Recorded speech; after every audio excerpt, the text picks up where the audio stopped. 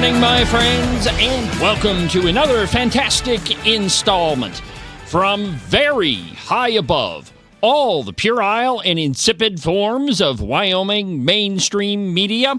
This is Cowboy State Politics.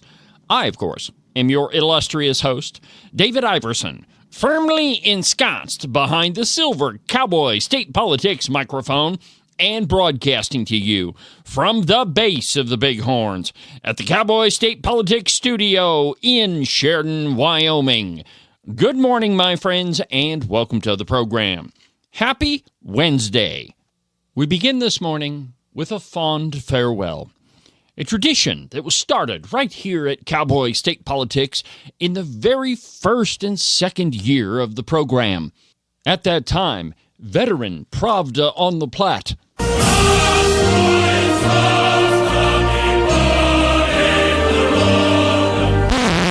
reporter Nick Reynolds was at the helm of the Casper Star Tribune's Politics 307, or 307 Politics. I never could get those straight, which is kind of apropos when you think about the Red Star. They couldn't get anything straight either. It wasn't too long, and then Nick Reynolds, almost out of the blue, went on to pursue his journalistic villainy at Newsweek. Quite a fitting place for him, I might add. I shouldn't be too hard on old Nick, though. He did give Cowboy State Politics and your illustrious host a front-page story on the Pravda on the Platte. Not exactly something that I'm super proud of, although I do have it framed. I seem to be getting off topic. Anyway, Nick Reynolds left, and he was replaced by the soon and quickly forgotten Victoria Evis. She continued the completely dishonest tradition started by Nick Reynolds of referring to any conservative as a member of the radical right wing, something that unfortunately so-called journalists in the Cowboy State have not forgotten about. Evis was not around very long, and then she unceremoniously and quietly moved on to the Montana Free Press. While conservatives didn't exactly hold a parade when we heard about her exit, we were nonetheless overjoyed about her departure. It was about this time that the cow pie started gaining ground in Wyoming media. In the beginning, the cow pie was kind of a breath of fresh air. At the very least, they were kind of middle of the road, and nowhere near the Soviet-style propagandist journalism that was being perpetrated on all of us by Nick Reynolds and Victoria Evis at the Red Star. That was until they hired former Cody Enterprise reporter Trotsky Wolfson. Not to give him too much credit, but he kind of picked up where Nick Reynolds left off. But unfortunately, that era has come to an end, my friends. No longer will Trotsky Wolfson's name be synonymous with the cow pie. And so, Trotsky, we bid you a fond farewell. Your efforts, though gallant, to paint every conservative in the state of Wyoming as a member of the Freedom Caucus will no doubt go down in infamy. They will be forever resigned to the dustbin of Wyoming political history. And while some will grieve at your exit and give you the customary tip of their propeller hat as you move towards the exit sign, there are others, like myself, that will just bid you a fond adieu and sing, "Happy days are here again, the skies above are clear again, let us sing a song of cheer again, happy days are here again." Of course, we shouldn't celebrate too much because no doubt B. Wayne Hughes and his minions at the cow pie will find yet another hack liberal reporter to replace old Trotsky. And let's all just be perfectly honest. Whomever they find, it'll take them a while for them to get their leftist liberal sea legs underneath them. Until then, my friends, we should celebrate, if only a little bit. So, Trotsky, it's been real, it's been fun, but I really don't think it's been real fun. Last Saturday, the Wyoming Republican Party held their leadership elections. By this point, you've all heard that Sheridan's Bryan Miller was elected as chairman of the Wyoming Republican Party, and Bob Ferguson of Park County was elected the state vice chairman. I don't really think that, at least up until now, that anybody would argue with the conservative bona fides of either Miller or Ferguson. I know them both pretty well, and at least up until now, they've been pretty conservative folks. The reason I say up until now is recently we've had a rash of formerly conservative folks turning out to be not so conservative at all. And I'll get to this next part in a little bit more detail later on in the program. But take, for example, Bo Beitman. The WyoRINO scores were released this past week, and Beitman's conservative scores took a nosedive. In 2024, WyoRINO rated Bo Beitman at a 100% adherence to the Wyoming Republican Party platform. Can't get much better than that. In 2023, they had him at 90%, 100% in 2022, kind of a little bit lower in 2021 at 80%, and then in 2020, back up to 100% adherence. This year, not so hot at all. A big fat 60%. On any grading scale that means anything anymore, that's a big fat red F. There's more than a couple of reasons why that happened, and like I said, I'll get to that later on in the program. But for the purposes of this discussion, sometimes some pretty conservative individuals do some things to gain power that aren't exactly what anybody would consider conservative. I'm not saying that's the case with now Chairman Bryan Miller, because frankly, we don't know. He's only been chairman for 4 days, so it's a little bit premature to make any judgments in that area. However, there are some questions as to how he got elected. Now, the final vote was 42 for Bryan Miller and 32 for Rebecca Bextel. Here's the audio of then-Chairman Frank Ethorn announcing the results of the election. Are you ready for the chairman results? All right, our final election results by teller committee are as follows. Rebecca Bextel, 32 votes. Bryan Miller, 42 votes. Congratulations, Bryan Miller. There's only about 45 solid conservative votes in the Wyoming Republican Party. 45 minus 32, you end up with 17 conservative votes. Admittedly, nobody really knows for sure who voted for whom, because it's all secret ballot. But I would venture to guess there probably weren't any liberal votes for Rebecca Bextel. During the election, she was very honest about her conservatism and honest about how she was going to lead the Republican Party. That's not to say that Bryan Miller wasn't honest about his conservatism. I've known Bryan for a really long time, and I don't think that I've ever heard anything liberal come out of his mouth, politically anyway. Throughout the weekend, I heard several people on the State Central Committee tell me that they had received calls from former chairwoman of Sweetwater County, Elizabeth Bingham. Nobody is ever going to accuse Elizabeth Bingham of being a solid conservative. At all. Ever. So it begs the question, why was Elizabeth Bingham campaigning for normally conservative Bryan Miller? At least part of that answer is that Rebecca Bextel was personally responsible for raising around $300,000 for conservative candidates in the 2024 primary election. There's a pretty good argument to be made that without those fundraising efforts, that many conservatives wouldn't have been reelected or elected in the first place. During the legislative session, Elizabeth Bingham was very much opposed to just about everything that the Freedom Caucus did. If you go to her Facebook page, it is replete with posts from J.D. Williams claiming that the Freedom Caucus is told how to vote and just about every other bullcrap thing that is said about them. So it's no big mystery why Elizabeth Bingham was campaigning against Rebecca Bextel. And for that matter, there really isn't a question why some of the other liberal counties voted for Bryan Miller instead of her. Right now, there seems to be a bit of controversy over a couple of comments that Bryan Miller made during the question and answer period at Saturday's meeting in Cody. One of the things that he suggested is that he's been talking to a couple of big donors and they're set to do some grand fundraising for the party. Of that, I have no doubt. A political party with no money can't very well get anybody elected, much less a conservative. And Rebecca Bextel? Well, she's already proven that she can raise a ton of money for conservatives in Wyoming. But here is what was said, and I'm going to play the audio just as it was recorded in the back of the room, because I was forced to sit back with the press. That's a story for another day, but coming up, I'm going to play you the audio that I recorded just as it was recorded at the meeting, and we'll do that in just a second. But first, an absolutely outrageous exposition of capitalism.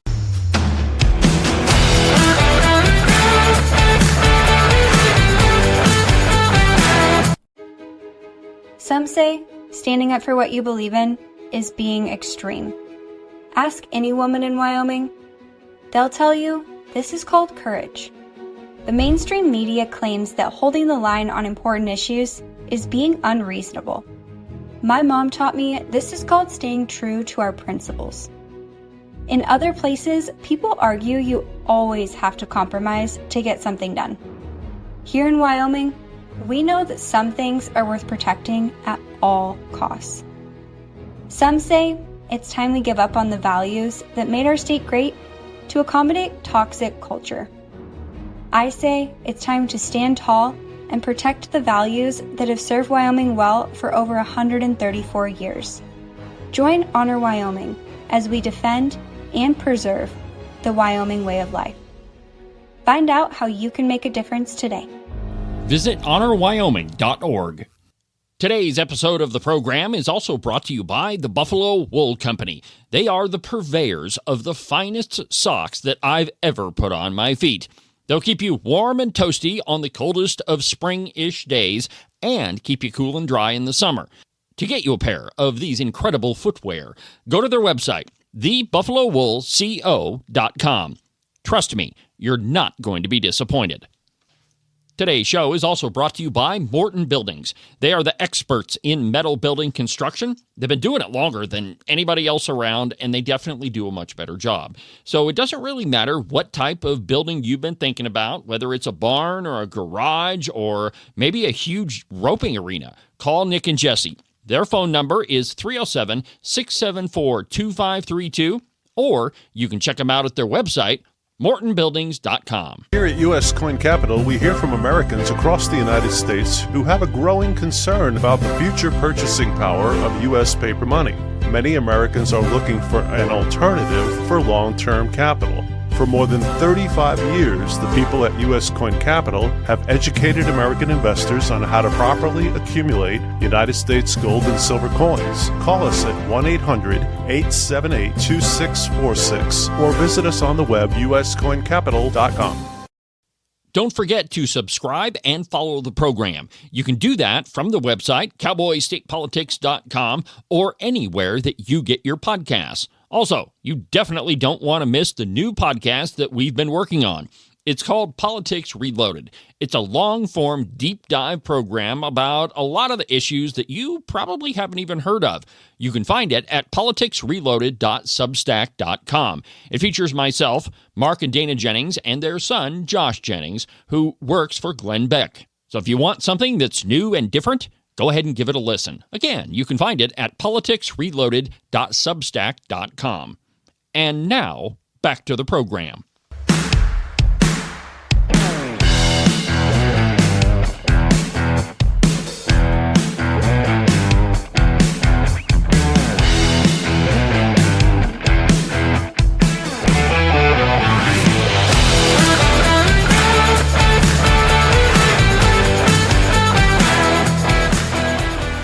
Here's what was recorded and the comments that are kind of in question right now. And again, this is without amplifying any bit of the audio at all. This is just how it was recorded. It's very simple. God has always provided this party. When we needed money, we've gotten the money. One of the things that people have talked to me about, they say there's only one person who can raise money in the party. That is not true. We had an individual down in Cheyenne raised over $200,000 for the folks in Cheyenne. He has committed to me that he will try to raise $400,000 for the party, and I believe it. All right, so it's pretty clear what Bryan Miller said. He said he has an individual who has committed to try to raise $400,000 for the party. I think that's fantastic. But there's a big difference between try and has. The truth is, if you include all of the fundraising that Rebecca Bextel did during the last election, around $150,000 for the party and $300,000 for individual candidates, there's a pretty big disparity. That's not to say that Bryan Miller can't raise that amount. I hope that he does. And for the record, I've always been one of those people that once the election is over, it's all time for all of us to get back to work. And let's just be perfectly honest, for me and cowboy state politics, it works out a heck of a lot easier if the chairman is in the same city that I live in. But all of that aside, there's still the question of how Bryan Miller got all of those liberals to vote for him. I don't really know if we'll ever get the answer to that question, but I'm very, very curious how he pulled it off. There's another little controversy that's brewing, and it concerns the legislative ratings side. And of course, the first ratings to always come out are WyoRINO. The claim is, and I've seen this repeated in a couple of different places, that something has to be wrong with their ratings formula because some formerly very conservative people ended up with not so conservative ratings. Keep in mind, the folks that are making this claim, Jeff Wallach, are the same people that used those ratings against liberals for the last, 3 or 4 elections. There wasn't any problem with the ratings before when our people were getting really, really good scores and the liberals were not.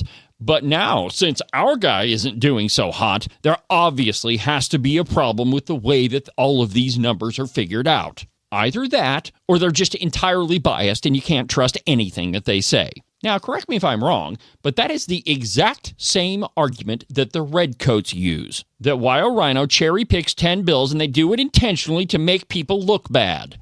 The truth is, they do cherry pick 10 bills, and they have done it that way since before cowboy state politics even existed.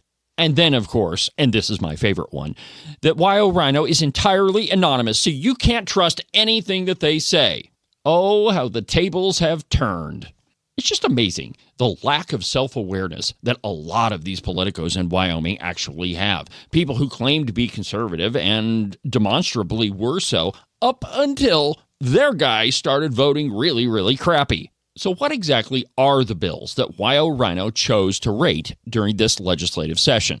Again, there's 10 of them, but they did something this time around that I haven't seen WyoRINO do before.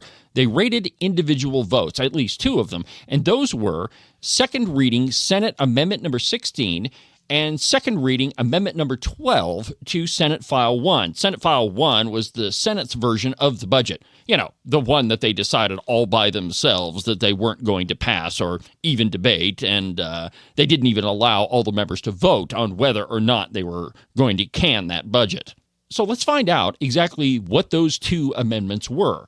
Second reading amendment number 16 was $2 million to the 250th anniversary celebration for the Declaration of Independence. The government doesn't need to be spending any of our money to celebrate a document that specifically says that we're independent from a tyrannical government. If you want to have a celebration, fine, pay for it yourself. I don't want to. The other amendment, second reading amendment number 12, was an increase in the amount of your tax dollars going to the Department of Health, plus adding an additional full-time employee. The Wyoming Department of Health doesn't need any more of my money. Their budget already consumes a gigantic proportion of the Wyoming budget. One of the more interesting parts of this amendment is who sponsored it. Ogden Driscoll, Kangaroo Mike Sharu, Dan Larson, Senate Vice President Tim Salazar, and Darren Smith. So that covers the 2 amendments. The other bills that were used in WyoRINO's rankings were House Bill 172. That's the repeal of gun-free zones. I don't know that there's a single conservative that would ever argue that we shouldn't use that bill to rate everybody on. Senate File 69 is the next one. That's the tax cut. Same argument here. Seems pretty acceptable. And then there's House Bill 282, Acquisition Value. This one caught most of the people in the Senate because just about everybody voted against it. This one is the only actual property tax reform bill that was put forth in this legislative session. I'm shocked that a lot of the so-called conservatives in the Senate voted against this one. House Joint Resolution 2 was the Foreign Adversaries Prohibited Property Ownership. That one failed in the Senate 9-19. An absolute no-brainer. Quite frankly, you're kind of a dummy if you vote against this one. Senate File 85 is an interesting bill. I actually really like this one. It's called Constitutional Enforcement of Localities, and what it does is pulls state funding from counties who intentionally violate Wyoming law or the Wyoming Constitution. Interestingly enough, this one also died in the Senate on a vote of 6-23. Senate File 127 would have allowed the legislature to review administrative rules before they went into effect. Senate Joint Resolution 1 is Convention of States. Now, this is the one that several legislators have a problem with because they're claiming that, well, this one was pretty well split between conservatives, so it shouldn't have been included in the ratings. Let me tell you why they're completely off base on this one. If a bill is pretty well split between conservatives, it absolutely should be used. If the rubric that all of these bills are being rated on is the Republican Party platform. All of the 23 planks in the Wyoming Republican Party platform can be tied to a constitutional principle. And so if there's a vote that directly deals with the Constitution, you should absolutely include it. Now, let's talk about Article 5 for just a second. A lot of conservatives completely misunderstand Article 5. There are two methods by which you can amend the U.S. Constitution. One of them is the way that we've always done it, that Congress passes a constitutional amendment by 2/3, it goes to the states for ratification, and if that works out, boom, it's in the Constitution. That method is to address policy concerns that change over time. A good example of that is the 19th Amendment, which allows women the right to vote. A while after the Constitution had been ratified, we decided, maybe it probably is a good idea that women vote. The other method, the one all these Convention of States people really want to do, is not meant to address individual policy concerns. It's the axe behind the glass at the back of the room. Break in case of emergency. Our founders were smart enough to know that a time might come when everything is going to crap and they have to have a convention to restart everything. That's what the Convention of States is all about. That's why the threshold is really high and why it's really hard to get a convention going. Now, the other part of it, and the reason why it's included in here, is that if you are willing to sacrifice the entire Constitution for your individual policy proposals, you are, by definition, not in support of the Constitution itself. There's a lot more that goes into it, but that's the basic reason why WyoRINO chose Senate Joint Resolution 1 to rate legislators on. The last one is Senate Joint Resolution 8.